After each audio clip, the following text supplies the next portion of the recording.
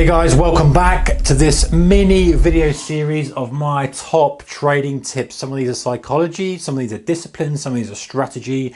Real nice mixture of stuff. Some you can implement straight away, some that you can maybe put into your trading plan, all that kind of stuff. Some that you can discard and think, oh, I'm not interested in that, rubbish. Some you can take and say, you know what, that's quite good, I might use it. That's the idea of it. If you like this kind of stuff, don't forget to give it a thumbs up. And don't forget to subscribe and check out the previous videos as well before you get to this one, because there's a little bit of a sequence to that. Anyway, this video, as promised, I'm going to talk a little bit about work / home life separation as a trader. Listen, if you're a trader, most people trade from home. I started out trading from home for a long time. Then I got a trading office. I traded from an office with other traders.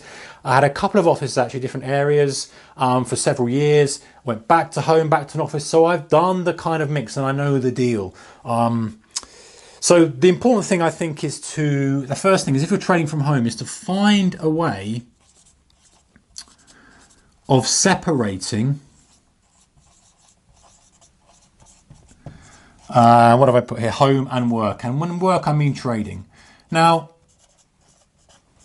obviously, if you're a swing trader, then this may apply less, because if you've got a home office, perhaps you only spend a few hours a day doing your research, but it still can apply, because you know that you really need to be fully focused as a trader, as you would know if you've got any experience in trading, day trading, swing trading, whatever it may be.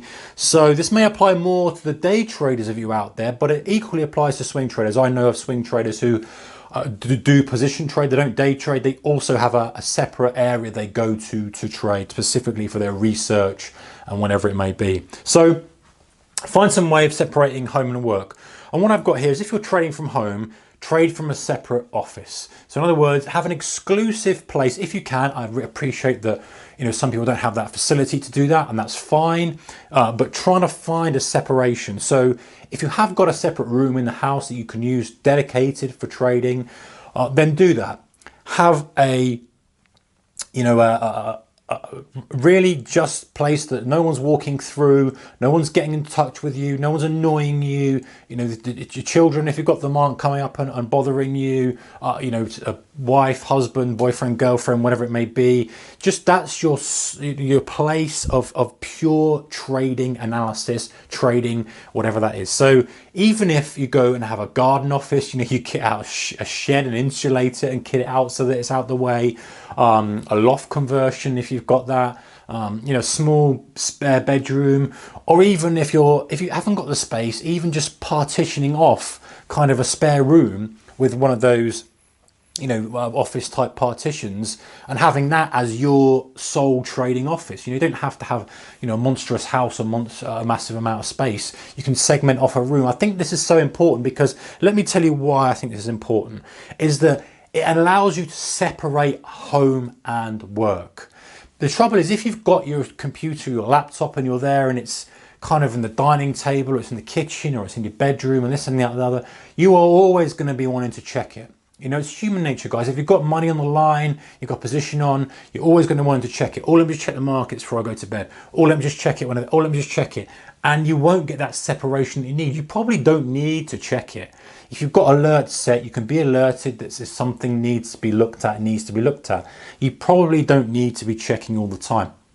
I was so guilty of this. And honestly, the best thing to do is if you can make that separation. Now, from a day trading perspective as well, if you're day trading all day, being able to step out of that office, lock the door, shut the door, and say, listen, work is done. Now I'm going to unwind for a bit, do whatever I have to do, have my meal, spend some time with the family. If you've earmarked perhaps an hour in the evening to do some more research, that's fine. That's going back into work mode, but you're not mixing the two. Have that distinct separation. So say I've got a garden office. I know a friend who built like an outhouse thing for himself, and that was his trading office, and he was not to be disturbed in there, that kind of stuff. Another thing that I know other people do, and I didn't do this, was and this was people who came from a corporate environment and then came back into trading and found that kind of transition to home-based trading quite difficult. I didn't, because I literally went straight into trading from university.